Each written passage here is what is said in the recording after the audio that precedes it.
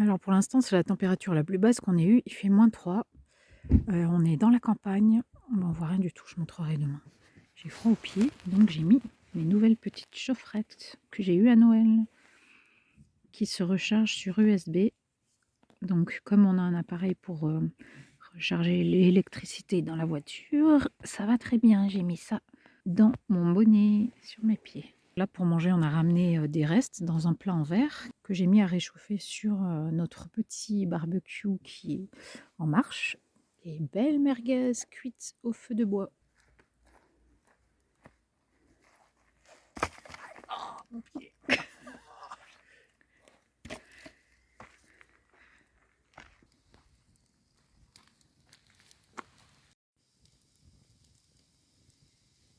Tu sais pourquoi en Alsace j'ai écrit SP sur le camion de pompier? Parce que ça brûle. Stéphane bat des ailes pour attiser le feu. Attiser le feu. Voilà. La voiture est bien gelée.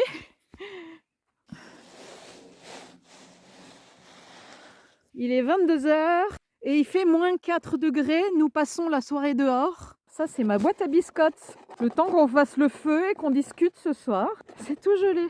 Ça réchauffe surtout le cœur. Il est trop petit pour réchauffer et il marche pas très bien avec cette humidité. Bonjour, road trip d'hiver un peu court cette fois-ci, ça sera que 3 jours, 2 nuits dehors. On vient de passer la première nuit, il fait -6 à 9 h du matin. Donc je sais pas combien il a fait cette nuit. Le soleil est déjà sorti, il fait super beau. Je me suis réveillée en disant tiens, il n'y a pas de condensation dans la voiture. En fait, la condensation est gelée à l'intérieur de la voiture. On a gratté la vitre. Il y a du gel à l'intérieur. J'ai dormi avec un tricot de corps, un t-shirt manche longue, un sweat, un pull, les guêtres sur mes mains et ça autour de moi. J'ai vraiment eu froid toute la nuit. Un peu, hein, pas énormément, mais ça suffisait pour me réveiller sans arrêt, en plus des ronflements comme d'habitude de mon mari. Donc, sale nuit, sale nuit, sale nuit. Je vais peut-être essayer de me recoucher. Mon mari travaille dans la voiture, comme d'habitude. Heureusement, j'avais une petite couverture chauffante qui chauffe de la taille d'une pomme de main, enfin de la main. Ça m'a bien aidé parce que je l'ai déplacé plusieurs fois sur les parties froides pendant la nuit. Première personne qu'on voit depuis hier, 17 h qu'on s'est garé ici. Super coin, bien tranquille avec une route absolument pas passante, personne n'est passé. Et voilà, ça craque par terre. Donc, je suis un peu fatiguée, je m'étais dit que j'allais dormir encore, mais en fait, j'ai envie d'aller me promener, on verra. Voilà comment c'est la voiture. Les chaussettes, c'est assez marrant. On dirait qu'elles sont épaisses alors que c'est tout fin, c'est rigolo. Et finalement, on a quasiment le même givre à l'intérieur, légèrement moins épais.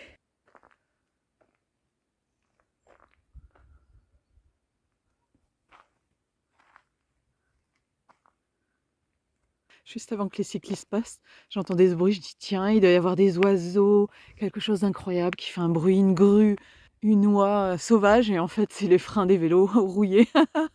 C'est magnifique, je vais monter jusqu'au soleil. J'ai les doigts gelés. Ah, le soleil qui sort. Lever de soleil.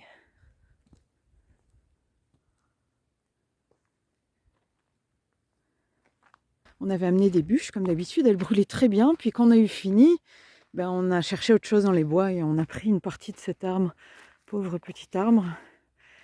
Et en fait, ben, c'est du bois vert, donc, et puis humide, c'était galère pour finir le feu. Voilà où on a fait le feu hier soir. Et pour vous montrer qu'on voit pas une trace de notre passage, c'était déjà comme ça. Le seul truc qu'on voit, c'est ce petit charbon. Nos WC, qu'on n'a pas utilisé cette nuit, mais hier soir si. Voilà, tout gelé avec le sac gelé. La voiture brille de mille feux.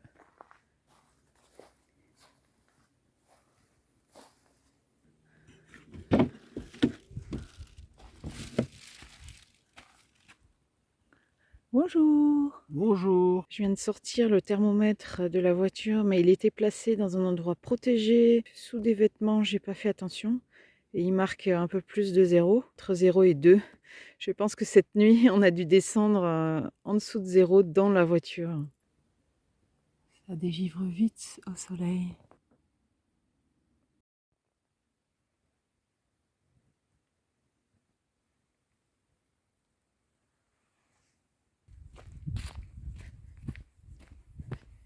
petite marche maintenant que j'ai tout rangé la voiture. On est prêt à repartir dès que Stéphane aura fini de travailler.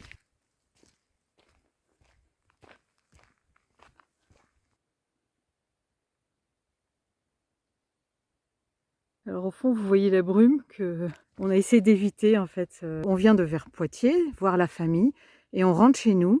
Et en fait, vers Poitiers, il y avait de la brume. Pendant les 3 jours, on est resté. Donc on s'est dit, on va aller en hauteur, au-dessus de la brume, pour pouvoir enfin voir le soleil, et on a eu raison. Par contre, c'était difficile de trouver des endroits au soleil parce que on cherchait les petites buttes qui dépassaient juste de la brume, mais on ne connaît pas, donc on prenait des tas de petites routes par-ci par-là. Mon GPS montre très mal le dénivelé, l'altitude, tout ça, donc bon, on a fait comme on a pu. Et je pense qu'on a tourné 1h15 par ici pour trouver le coin idéal. On aime bien prendre notre temps pour trouver vraiment quelque chose dans lequel on est très bien, un endroit dans lequel on est très bien. Et pour l'instant, on n'a jamais été déçus.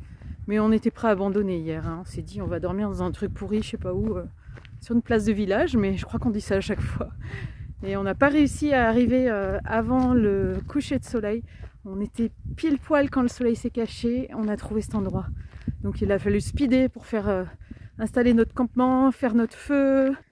Hier soir, comme il faisait très froid et on s'est couché quand même vachement tard, à 1h30, on a fini par s'endormir. On n'a pas fait la vaisselle parce que vraiment c'était trop dur de laver à l'eau froide. L'eau est congelée. Encore ce matin, là je l'ai mise au soleil en attendant que ça chauffe un peu. Voilà, on va faire la vaisselle. Voilà donc la deuxième nouveauté avec la couverture chauffante, c'est le bidon qui ne fuit plus, on espère. On l'a acheté en magasin de camping-car. Il est beaucoup plus lourd que l'autre et puis c'est plus dur, il est moins stable, je trouve, que quelque chose de plus bas, de plus carré comme on avait avant. Mais bon, voilà, on a eu du mal à trouver, donc on est bien content. Tout à l'heure, j'étais encore couchée dans la voiture que j'ai vu arriver par la route en bas des voitures qui se sont garées très près de nous. Je dis mais qu'est-ce qu'ils font ? Et en fait, c'était des voitures de police banalisées. Ils sont sortis en costume, débarqués à 5 pour nous demander nos papiers. C'est la deuxième fois en road trip. Je pense que ça va arriver très souvent en fait. On est toujours louche parce qu'on est là dans un coin tout seul. Mais là, on est vraiment au milieu de la nature, de nulle part. Mais j'avais vu cette voiture blanche qui passait plusieurs fois. Il y a une voiture qui nous a repérés. Je me suis dit, c'est bizarre. Et bon, peu de temps après, elle a dû aller chercher ses collègues et ils sont venus à plusieurs pour nous questionner légèrement. On a dit qu'on avait dormi là, on a dit qu'on travaillait et puis qu'on aimait bien faire des road trips et voilà. Bon profitez bien, profitez de notre jolie Creuse. Comme d'hab, ils sont sympas, mais bon, c'est pas agréable quand même de se sentir, devoir se justifier d'être là en fait. J'aime pas parce que je fais les road trips pour me sentir libre aussi et là c'est vraiment tant qu'on est validé par la police ça va. S'ils viennent nous dire de partir ça va pas. Il faut montrer qui on est, on n'a pas le droit d'être juste des individus incognito. Et en plus, on fait des road trips pour parler à personne, donc c'est toujours pénible. Oui, c'est bizarre de dire qu'on fait des road trips pour parler à personne. Je rappelle qu'on est autiste et qu'on aime bien se retrouver tous les deux. C'est vraiment super agréable. Qu'on veut voir des gens, on va voir des gens. Mais là, en road trip, c'est vraiment l'aventure tous les deux. Bon, je vous montre ma couverture dont j'ai parlé tout à l'heure. Alors, c'est ça qui m'a permis de me réchauffer cette nuit un petit peu. Parce qu'en fait, elle est grande, mais elle chauffe que sur une partie centrale. Mais c'est quand même vachement agréable d'avoir une source de chaleur. C'est branché, donc il n'y a pas de batterie pour la charger. Il faut que ce soit branché en direct. J'ai un fil qu'on branche sur notre batterie nomade. Et quand elle atteint sa température, elle s'arrête toute seule. Donc par moment, c'est pas chaud. Et là, c'est « Ah, j'ai froid, moi, pourquoi ça s'est arrêté ?» C'est un peu pénible. Puis ça réchauffe un peu plus tard. On peut la plier, on peut la mettre un peu partout. Ça fait des fils au milieu des draps. Je m'enroule un peu dedans, c'est pas hyper pratique. Mais franchement, pour l'instant, j'aime bien. On verra l'usage. Je l'ai laissé une bonne partie de la nuit parce que j'avais trop froid. J'avais peur que le matin, l'écoflow soit vide et comme mon mari a besoin de se brancher pour faire son ordinateur, pour travailler. Et en fait, non, ça a quasiment rien vidé. En même temps, c'est pas puissant, hein. C'est vraiment une légère chaleur. Alors pour ce qui est de la salle de bain et du lavage dans le froid, je crois qu'on est en train d'abandonner complètement et de se laver qu'avec les lingettes. Voilà, ça marche très bien, ça évite de se geler avec l'eau qui est absolument frigorifiée. Ce qui sent le plus mauvais, c'est que comme on a fait du feu, les habits sont imprégnés de fumée. Ça puait toute la nuit, c'est vraiment atroce. Et je me dis que si on fait du feu tous les jours, et ça va toujours sentir ça. Là, je suis d'ailleurs en train d'aérer un blouson pour que ça sente moins. Mais bon, on n'a pas emmené 50 habits, on n'a pas de place. Donc j'ai le même pull, j'ai le même jogging. Un inconvénient en hiver, c'est que, comme vous le savez peut-être, si vous avez regardé les autres vidéos, le bout de la planche là, on a une planche et des matelas dessus, a une charnière pour qu'on puisse le relever pour accéder aux choses dessous. Mais en fait, comme il y a tellement d'épaisseur de matelas, épaisseur de couverture, tout ça, ça se plie plus. Oh, c'est impossible. Donc on essaye d'accéder comme on peut, mais du coup on n'a quasiment rien rangé dessous. Et on a de moins en moins de possibilités d'emmener du bazar. Et ça devient assez compliqué quand même, parce qu'on est déjà très minimaliste. La boîte repas, donc la cuisine est là. Et on avait acheté ces 2 boîtes qu'on n'avait pas au début. On n'en avait qu'une et c'est très bien parce qu'elle coulisse comme ça. Voilà. Je peux la sortir facilement et la rentrer facilement. Et ça change tout. Au précédent road trip, on a eu énormément d'humidité. C'était horrible. Si vous avez suivi, on avait les matelas trempés. Et là, cette fois-ci, j'ai mis un carton. Vous voyez, un carton entre la planche, que d'ailleurs on a percé. On a fait plein de trous dans la planche de bois. Et du carton. Et après, nos matelas habituels. Et pour l'instant, c'était pas mouillé. Attendez, je vérifie. Non, c'était pas mouillé, mais il n'y a pas eu tellement de condensation. Je sais pas, parce que elle a gelé sur les vitres, la condensation, aujourd'hui. Alors, autre truc que j'ai essayé, je vais vous montrer, mais j'essaye de pas trop faire de bruit parce que mon mari travaille. Voilà, j'ai mis des journaux le long. On va voir si c'est utile. Ça va faire de la charpie, je pense, mais ça a l'air pas mal, ça absorbe bien. Bon, ça fait des déchets à chaque fois. Puis il faut en avoir un paquet des journaux pour allumer le feu. Et pour ça, cette fois-ci, on est parti avec une voiture ayant une batterie neuve qu'on a dû changer 2 fois. On s'est fait rembourser par la garantie parce qu'on a vraiment eu des tas de problèmes. Elle ne démarrait pas. Donc au précédent road trip, vous avez vu qu'on a dû se faire dépanner avec des fils, tout ça. Donc gardez bien les fils de dépannage. On ne sait jamais si vous avez une vieille voiture comme nous. Les gens n'ont pas toujours dans leur voiture, donc c'est plus facile d'alpaguer quelqu'un pour le faire quand nous on a les fils. Bref, là, pour l'instant, ça démarre. Ce que je vais vous montrer, c'est aussi ce chiffon noir. J'en ai parlé dans pas mal de vidéos. Vous voyez, là, je l'ai très mal mis. Il reste encore des sacs posés dessus, là. Mais normalement, j'enlève les sacs et je recouvre tout du chiffon noir quand on a fini d'utiliser la voiture, en fait, quand on va rouler, quand on va visiter des villages, des villes, pour qu'on ne voit pas de l'extérieur. Je vais vous montrer ce que ça donne, la différence. Là, c'est avec le chiffon noir, donc on ne voit pas tellement ce qu'il y a dedans. Et là, c'est sans le chiffon noir, donc tout de suite on voit du bazar, ça attire l'attention. On a de la chance cette fois-ci parce que j'avais regardé la météo. J'aime bien pas trop regarder pour pas me spoiler, mais bon, ça permet d'emmener ce qu'il faut et de pas emmener trop de superflu. Et là, vraiment, le temps était sûr qu'il ferait beau. Donc, j'ai pas trop emmené de choses pour la pluie. En tout cas, on s'était dit, au fur et à mesure des road trips, on emmènera moins de choses. Et en fait, parce qu'il faut prévoir, quand on part sur 9 jours, 10 jours, il faut prévoir quand même toutes sortes de météo. Et voilà, il faut avoir pour tous les temps. C'est un peu compliqué. Puis en hiver, tout le volume des blousons, des écharpes, des chaussures en rab, des bonnets, enfin tout ça fait que ça prend beaucoup de place. On est toujours embêté par l'histoire de place. Ça, c'est les restes du feu d'hier. On a mis de l'eau dessus, on l'a laissé toute la nuit dehors après. Et on va nettoyer avant de le ranger tout à l'heure. Les WC sont cachés là-dessous. Je mets un sac pour protéger de la pluie, des bestioles et des chiens qui pourraient pisser dessus. Et j'étais bien contente de ne pas être sur les toilettes quand les flics sont arrivés tout à l'heure. Coucou. Bonjour. Ça y est, t'as fini? Oui. Une fois, il faut quand même que je raconte ça. On était arrêtés sur le bord de la route, dans la Drôme, sur des routes qui serpentaient. Il n'y avait absolument personne. J'ai dit, arrête-toi, j'ai besoin de faire pipi. Et là, à l'instant où je m'installe pour commencer à faire pipi, un drone qui est passé. En filmant, évidemment. C'est fait pour ça, les drones. Et donc, je pense qu'ils m'ont eu en pleine face. Mais c'était vraiment pas de bol. Au sujet des câbles électriques, on s'est demandé ce qui pompait autant sur la batterie quand on est tombé en panne plusieurs fois, mais on pense qu'il y avait un problème de bougie de démarrage qu'on a d'ailleurs changé, ça va mieux. Mais peut-être que l'EcoFlow électrique, la batterie autonome, il faut vraiment faire attention de ne pas la mettre en charge maxi quand on roule pour la recharger. Parce qu'on pompe toute l'énergie au fur et à mesure. Pour les road trips, je conseille, même si vous aimez la jolie déco, de toujours choisir des objets noirs, parce que vraiment les noirs, c'est ceux qu'on voit moins. Donc dès que vous voulez acheter quelque chose pour le road trip et que vous avez le choix entre plusieurs couleurs, je conseille vraiment de prendre noir. Mais on verra moins les objets de l'extérieur. Pensez bien à emmener une trousse à pharmacie. Hier soir, je me suis brûlée avec le barbecue, mais j'ai toujours une trousse à pharmacie, vraiment avec toutes les situations que vous pouvez rencontrer. Ça dépanne avant de pouvoir peut-être le lendemain, le surlendemain, voir un médecin ou acheter des médicaments. Voilà. À peine commencé le road trip, nous avons terminé car le bidon d'eau qui est là a fui. Décidément, on n'a pas le droit, on n'a pas de chance avec les bidons d'eau. Disons qu'il était mal fermé ici, qu'on l'a mis couché pour qu'il tienne et qu'il a dégouliné partout dans notre lit. Le lit est trempé, tout est trempé. Alors que pour une fois, j'étais contente d'avoir mis un isolant en carton et que ça allait bien marcher. Tout est trempé. Donc on est pas loin de chez nous et on va rentrer à la maison très déçus. Déçu.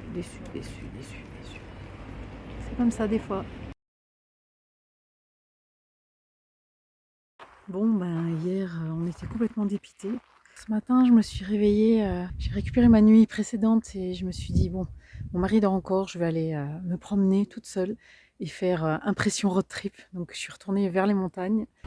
Donc je me suis amusée à transformer la voiture en mode road trip une personne.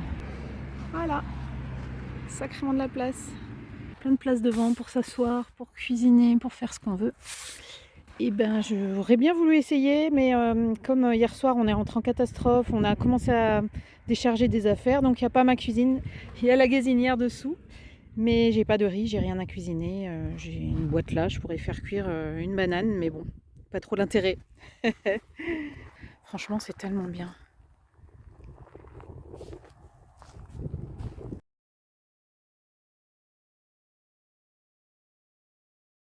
Bon, ben je suis pas mal. Il est 14h30, hein, je suis couchée pour le fun et pour passer un petit moment, me reposer après la petite rando balade que j'ai faite. Donc le gros matelas qui était trempé a été viré à la maison, mais il me reste quelques petites épaisseurs. Je m'en suis servi pour me faire un petit lit. Et la bonne nouvelle, c'est que mon mari me rejoint et qu'on va casse-croûter et boire un peu de champ. Il me rejoint en moto et voilà, on aura fait notre 1er janvier quand même.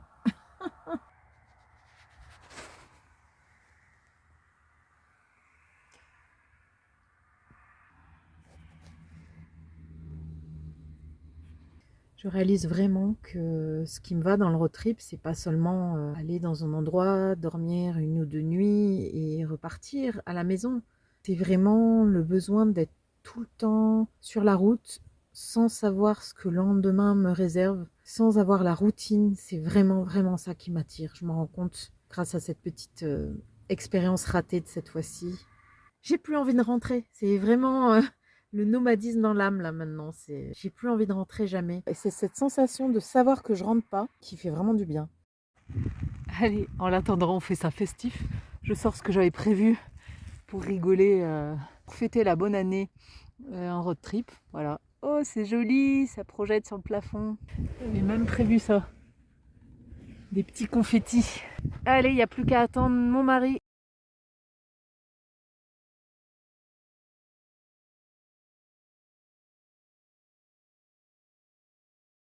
J'espère que le prochain road trip sera plus intéressant à vous raconter. Il n'y a pas grand chose. En même temps, la vidéo précédente, la 3, elle dure 1 heure. Donc si vous avez envie de vous en mettre un peu plus sous la dent, il y a de quoi. Donc passez un bon début d'année. J'espère que vous faites été bien. Bonnes aventures et racontez-nous, commentaires. À bientôt.